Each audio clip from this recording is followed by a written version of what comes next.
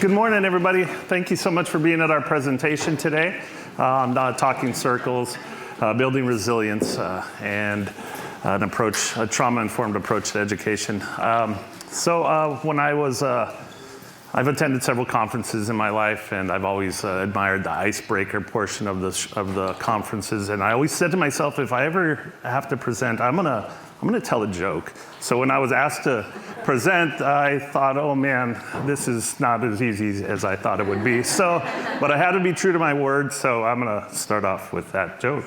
A man walks into a library, and he approaches a librarian, and he says to the librarian, ma'am, I'd like to order a hamburger, fries, and a Coke.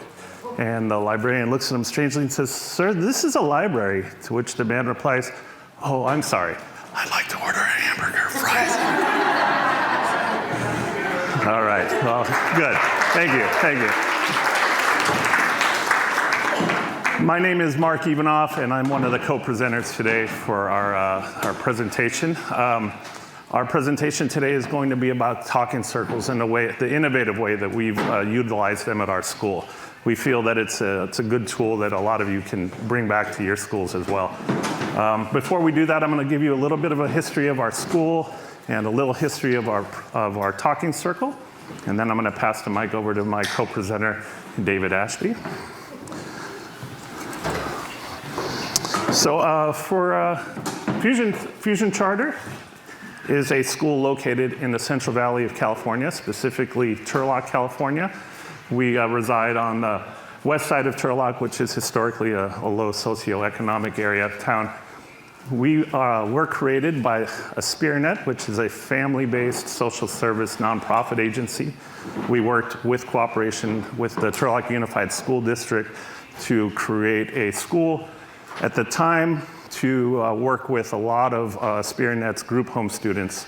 The district was having a lot of trouble managing their behavior, so they asked us to create a school to help with those foster youth. The first 2 years of that school, I wasn't there, and our principal wasn't there. But when we came on board about 7 years ago, we did our due diligence and research and discovered that the way they were operating Fusion Charter wasn't really working. It was just a mini version of the district. And so what we discovered, my principal introduced us to a trauma-informed practices, which at the time was pretty new. So we immersed ourselves into this practice. We were influenced by movies like Paper Tiger and speakers like Dr. Nadine Burke-Harris, and fully dove into this. We recognized that our students were exactly those students, the ones that had ACEs or adverse childhood experiences. And so slowly but surely, we started to implement this program across the entire school. Some teachers embraced it and stayed, some left, but in the end, we created an environment that's really working. In the 7 years that we've been there, we have graduated about 300 students that the district at some point had trouble with, or that these students were told would never graduate. Last year we served about 177 students. 8% were McKinney-Vento, 15% juvenile justice, and a small amount of foster youth. But we were excited because the behaviors went down. We're no longer a punitive school. We don't give Fs. The kids just keep retaking the tests with support until they kind of can get through there. Looking at these pictures, we've created a safe and warm and comfortable environment for our students. The entire staff is trauma-informed, everyone from the secretaries all the way through campus supervisors. We built a peace pole where we have outdoor circles. We play sports, of course. This is an picture of our ag department. Our students are in charge of beautifying the campus. Over here is our new greenhouse that we've implemented in order to help with careers in ag.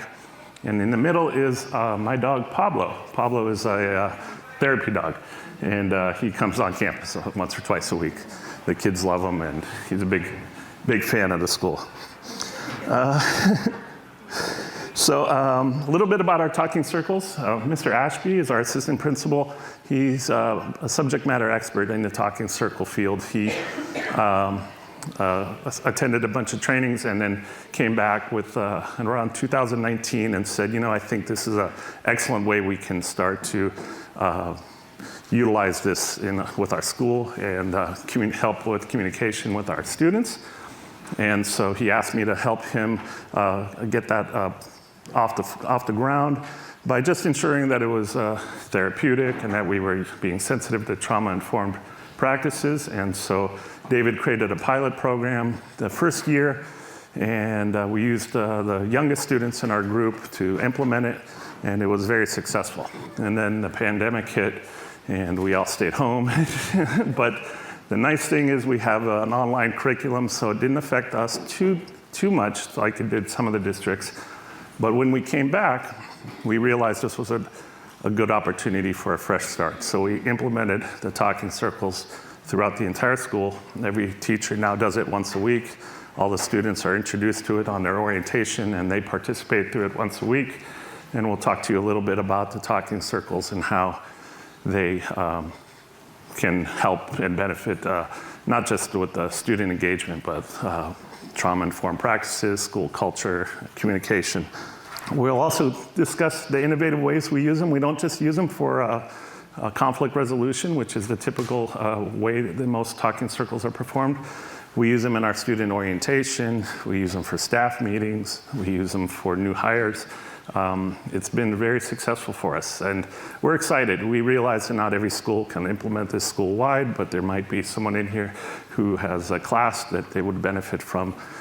For us, it wasn't too bad because we have a smaller school, but it's really all about consistency and introducing them to it. No surprises for the students. And again, as talking circles go, they don't have to participate, they can listen. The next section here I wanted to discuss. Of course, my name is Mark Ivanoff. I'm the counselor, and David Ashby is our assistant principal. I'm going to pass the mic to him in a moment. Our agenda today is to review and practice the circle process. We're going to actually participate in the demonstrations at each table. We'll discuss what's being practiced in a circle. We'll kind of discuss how you can implement this in your school. And then the first time, I would like to briefly discuss how talking circles have benefited students with ACEs, which is essentially all of our students, and then analyze the talking circles on school culture and how much that's helped as well. So without further ado, let me pass the mic over to my partner. Here you are, Mr. Ashby. Thank you, Mark. Again, my name is David Ashby. I'm the assistant principal, Fusion Charter. Big thank you to all our staff members who we strategically placed at each of your tables. They'll be your keepers today, the leaders of your circle. By raising your hand, who went to the wine tasting last night? I did. Does anyone know how to take these things off? Okay. Oh, scissors. Oh, okay. Strong. Okay, knife. Okay. Oh. And then, did anyone else get a tattoo? I got one of those, the surf camp tattoos. Anyway, got a little weird last night. Ladies and gentlemen, from fist to five, a fist being 0, a 5 being high, fist being low, 5 being high. How familiar are you with talking circles? I want to read the room. Where are you on these? I see some 4s, 5s, 2s, 1s. Okay, hands down, thank you. How successful are talking circles at your school or place of work? Fist to 5. Ooh, I see some 0s and 1s. This would be a beneficial. Excellent, okay, hands down, thank you. Ladies and gentlemen, various ways that we use our talking circles. Mark alluded to this earlier. It's not just for conflict resolution when there's harm that has been done and we need to correct that.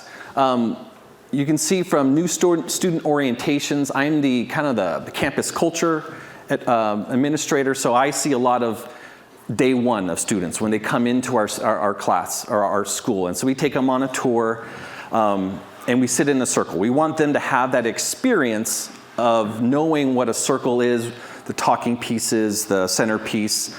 So when the teacher says, all right, circle up, like they have an idea of what's going to happen. You can see the teachers do it in the classroom, staff trainings, new staff interviews. So this is like a regular interview, but done in a circle. It's nice because the candidate is interviewing us, and we are also interviewing them. Attendance issues, conflict resolution, of course, and often we say, this is the way. This is the way. This is the way. Native American roots. Is this yours? Yeah. There you go. Take over. So talking circles are nothing new. Of course, they have their roots with the Native Americans. They're also called peacemaking circles. They come from a tradition of indigenous people of North America, particularly tribes in the Midwest. The circle processes are based on equality between participants and the principle of sharing power with each other instead of having power over one another. Next, I'd like to show you a short video on what is restorative practices. This was produced by the International Institute for Restorative Practices. Our world is changing at a breathtaking pace. Social patterns that have long characterized human life are changing dramatically around the globe, diminishing social bonds within families, schools, workplaces, and communities. But humans are hardwired to connect. Just as we need food, shelter, and clothing, we also need strong and meaningful relationships to thrive. With all this in mind, what is restorative practices? Restorative practices is an emerging social science that studies how to strengthen relationships between individuals and within communities. When put into practice, the effects are profound. In schools, students experience greater safety and sense of belonging, resulting in improved behavior, less bullying, and less violence. In workplaces, leaders facilitate direct communication among staff and address conflict as it arises. The result is higher performance, greater accountability, and effective collaboration. In criminal justice, new options allow victims and offenders, friends and family, to repair the emotional harm caused by crime. Throughout our neighborhoods, restorative practices give regular people more voice in the issues that matter most. In a nutshell, restorative practices is the science of relationships and community. Your individual daily interactions have a big impact on the world around you, at your job, with young people, and throughout your community. How we relate matters. This video was brought to you by the International Institute for Restorative Practices. To learn more, attend our flagship event, Basic Restorative Practices, enroll in a graduate course, or join us at a world conference. All right, ladies and gentlemen, you should have a form in front of you looking at the basic elements of a talking circle. And it's from the very beginning of circle seating, and thank you for being flexible with your circles. We have some ovals out there, but it is circular. So it all starts with sitting and sitting in a circle. You can see it goes all the way through a mindful moment, then down to the closing activity. And again, this is our little mini packet for you. So first, the circle seating. Think of King Arthur and the Round Table, Knights of the Round Table. They were all equal. It's very egalitarian. There was no one person who was more important than the other. No head of the table. You can see it's face-to-face accountability. The geometry matters. The circle matters. Again, it's not a rectangle. It's not a triangle. It's important that everyone's able to see each other. There's a connectedness. Usually, there's no furniture in front of each other. Today, at the conference, we will make exceptions. When we do these in class, it's usually the centerpiece, which you see in the middle, would be down on the floor, and there's chairs around it. Part of that is you want to be able to read the other person's body language, and again, holding them accountable. A mindful moment. Short, distinct moment or stillness. Ladies and gentlemen, let's take a mindful moment. Just take a deep breath in and release. Really focus on your breathing. Disconnect from the outside. We want to focus and be present in this moment here. If you have a cell phone, do you put that on mute or turn it off? Again, let's be present in this moment. A Purpose. We want to see what the purpose of the circles are. Every circle has a purpose. It's not just doing this for fun. Like, there will be a purpose. It could be on get to know you, setting goals, making a plan for the future, attendance, new student orientation. They all have purpose. And we want to make sure that the purpose is mentioned at the very beginning of the circle. Today's purpose will be introducing circles to staff members. That's the circle that we're going to be practicing today. Opening activity. This begins the sacred place. And it could be a video. It could be a poem, a quote, a short story.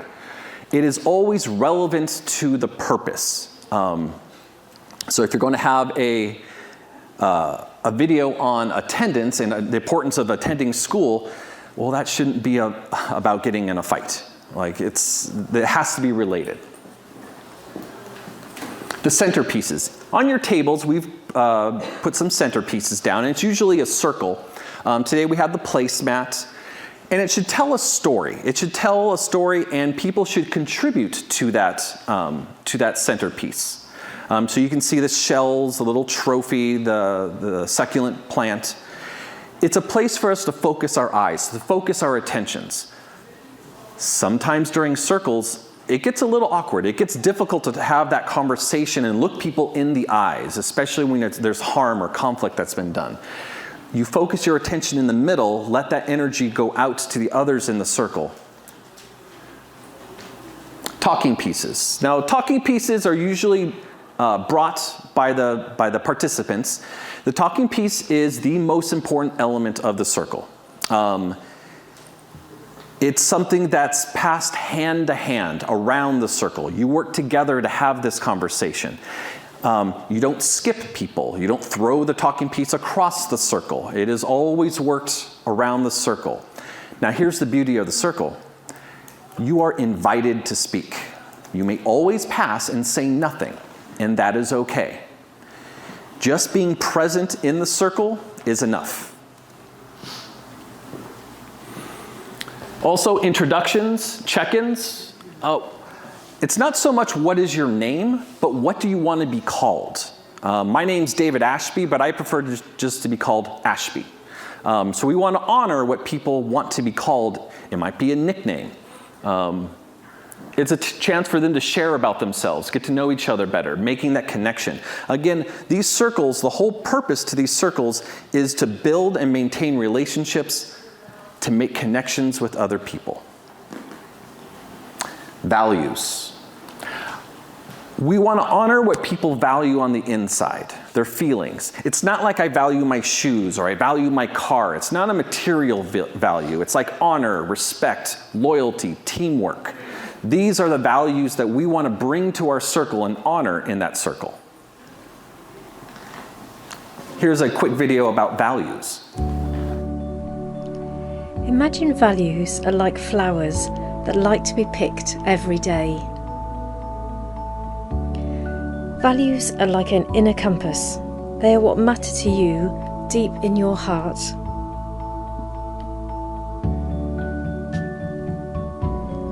The person you want to be.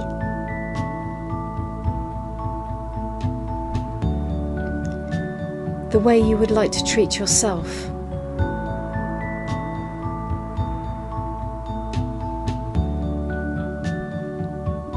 The way that you would like to treat others.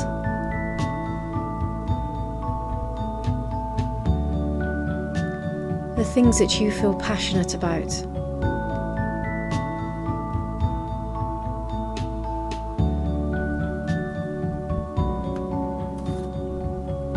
There are no right or wrong values, just as there are no right or wrong flowers. Values are what matter to you, so try picking several values and use them throughout your day.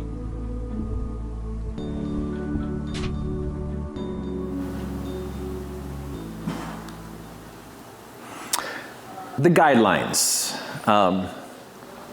Anybody ever see Pirates of the Caribbean? They said, you have to stick to the code. Well, it's more like guidelines. Guidelines are a little bit like the rules of the room, the rules of the circle. Number one, always respect the talking piece. The person who is holding the talking piece has the right to say as much or as little as they want. And in your packets, I've given you a copy of some guidelines, but always number one, respect the talking piece. These guidelines are best when they come from the participants. So having a guideline building circle is important. They should be agreed upon. Guidelines should be something that everyone can abide by. These are some examples that we have.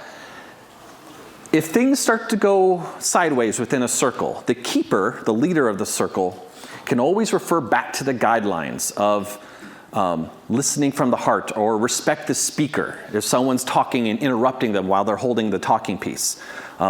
These are the guidelines that we have agreed to. Number 6 on your sheet is what is said in the circle stays in the circle. That is for privacy. We always want to just honor what is said here will stay here, not outside. Okay, now it's your turn. The keeper of our circles here, what I'd like you to do is run through circle seating, which we've already done. Mindful moment, state the purpose, but then keepers, stop after the purpose, because then together we will watch a video for the opening activity.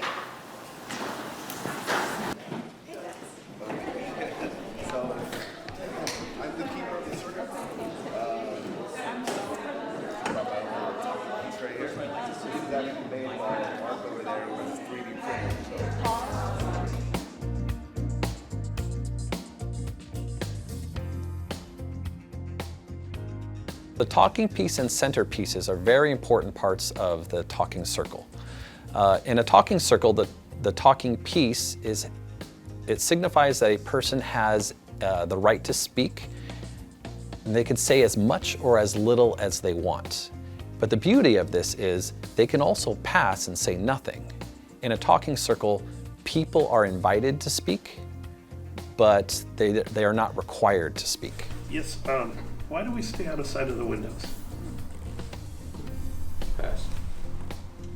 The talking piece is whoever is holding the talking piece is the one who can speak. If you are not holding the talking piece, you cannot speak. However, you are allowed to pass, and the keeper is the one who normally initiates the talking piece.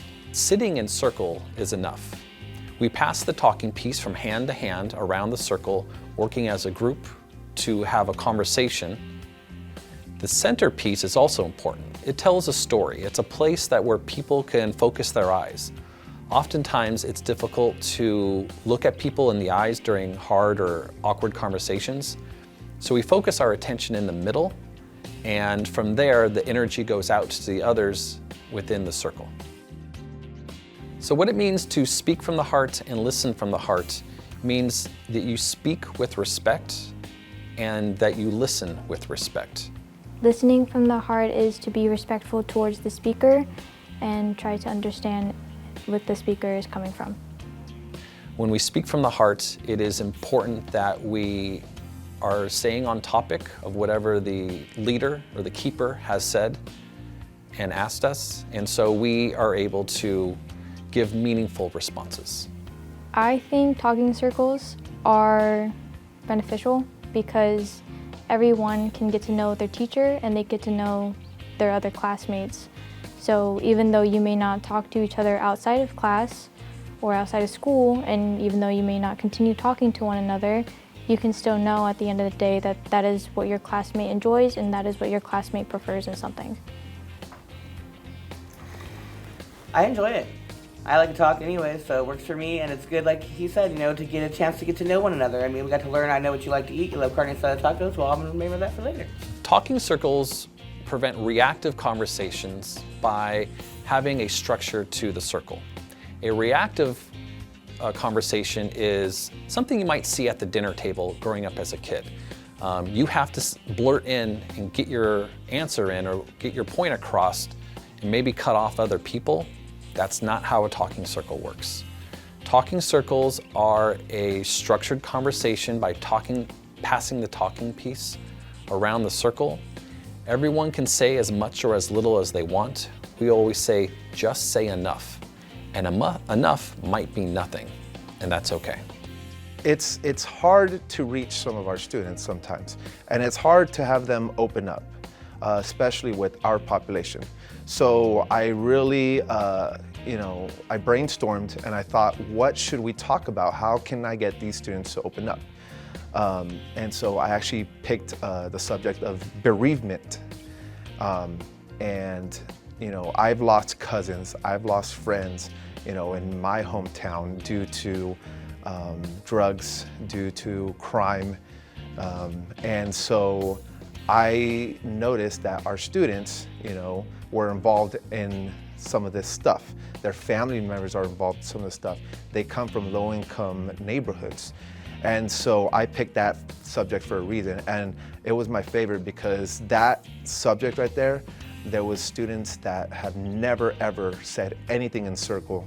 They opened up, and not only opened up, but a lot of them really poured out their hearts. And it was really touching. It brought me to tears that, just thinking about it right now, seeing them actually open up and seeing them actually pour their hearts out and actually cry. And I never thought that could happen, but it happened during that circle. So talking circles foster deeper listening by people having their focus on the speaker.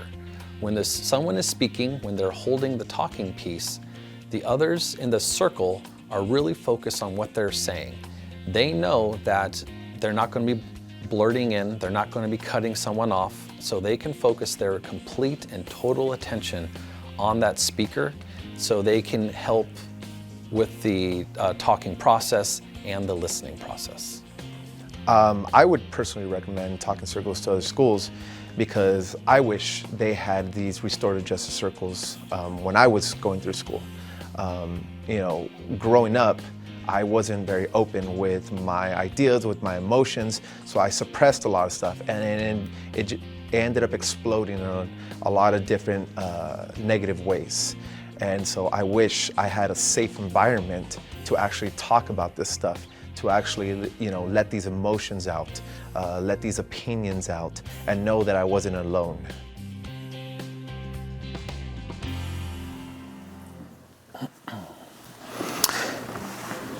Now, keepers, what I'd like you to do next is take people through the centerpiece, talking piece, introductions, values, and guidelines.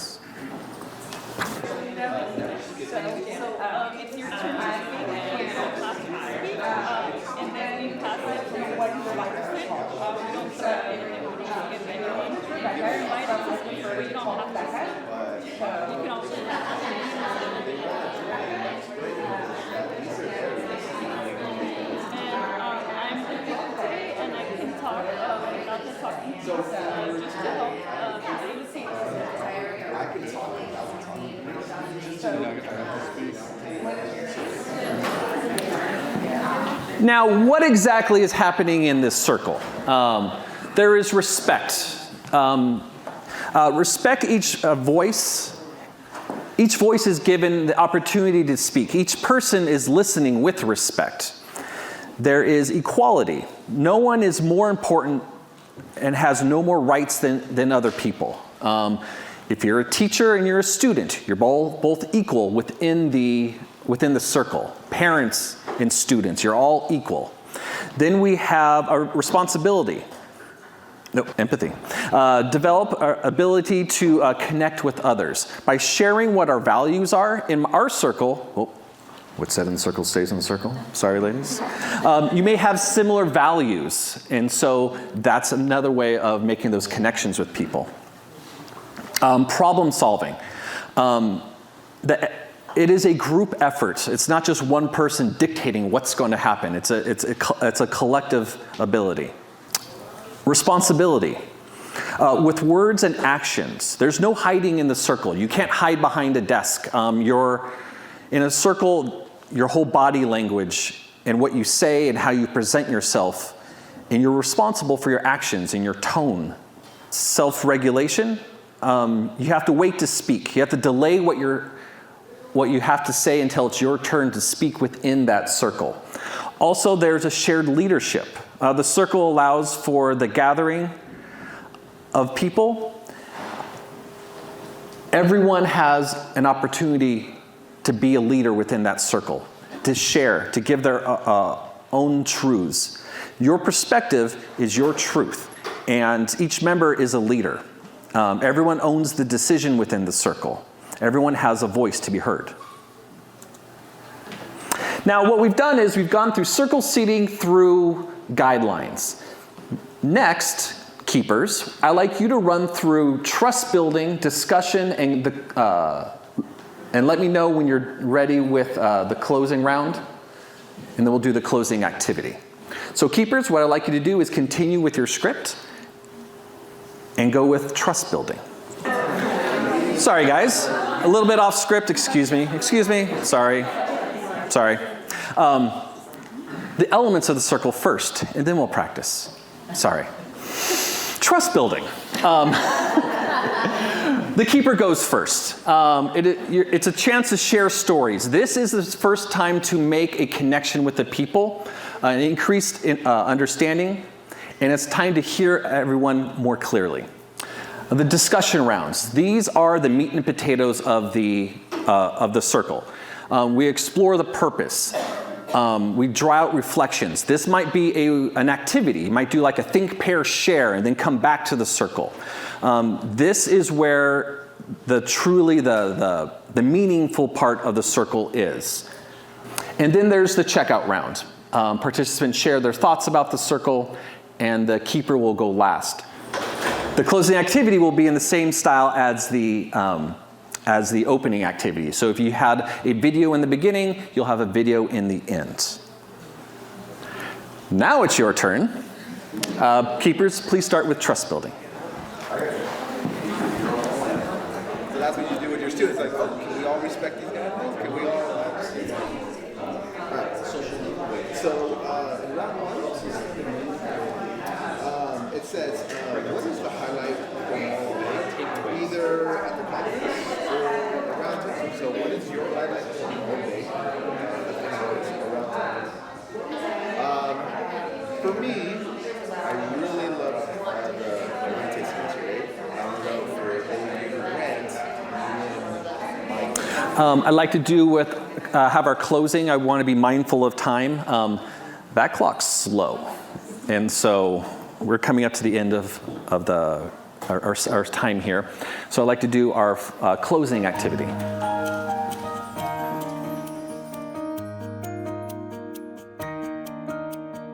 So at Fusion Charter, we hold staff meetings and staff trainings in a restorative practice format. Sometimes it's in the classroom, sometimes we're in the gym. We have about 15, 16 staff members, so our circles are pretty big. I'd like to thank everyone for coming to today's circle, or welcome to Fusion staff training. Today we'll be doing a staff training on emergency lockdown procedures, lockouts, evacuations, and shelters. The circles provide a safe place for staff to share their opinions and for their opinions to be heard. They're not getting cut off. It's in a structured way.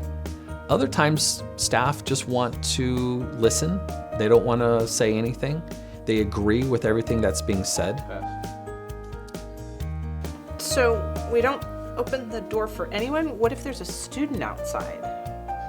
Staff or teachers give their ideas, their input. We want to value that within the circle. Now, one of the guidelines of the restorative practices says, what is said in the circle stays in the circle, and that's for privacy. So we want to honor privacy in our circle, and we don't want to gossip outside the circle about ideas that were good or ideas that were bad. We are all equal within the circle.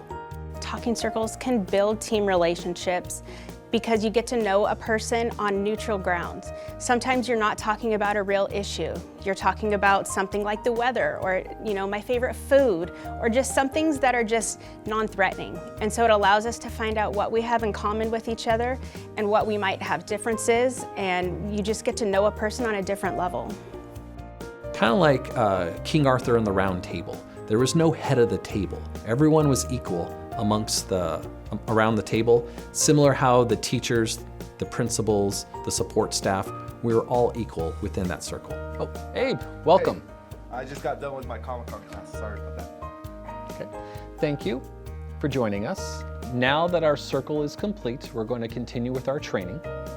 The next part is a think, pair, share. And we're going to pair up with the people next to us. A lot of people, when we open up talking circles, they present their values. And their values are feelings that they have inside. A lot of people will say teamwork is an important value that they have, and we want to honor that. Within talking circles, sometimes what we'll do is have a breakout session, and 2 or 3 people will come together to work on a project. Say we're rewriting a job description for a teacher's aide. Well, we want to make sure that everyone understands what the duties and responsibilities of a teacher's aide is. And so people break out, they come back 5 minutes later, and they're able to share their ideas, and we work collectively as a group. So we have a common goal, so we all have also a common understanding. We just talk about our concerns, we collaborate ideas, we congratulate our fellow colleagues now. So yeah, I believe it's effective.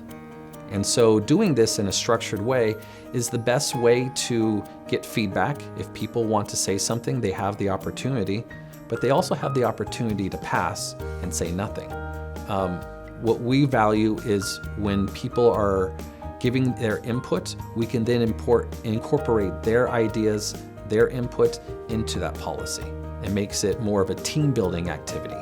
When the team agrees to it, we'll have more buy-in and better success rate with our staff.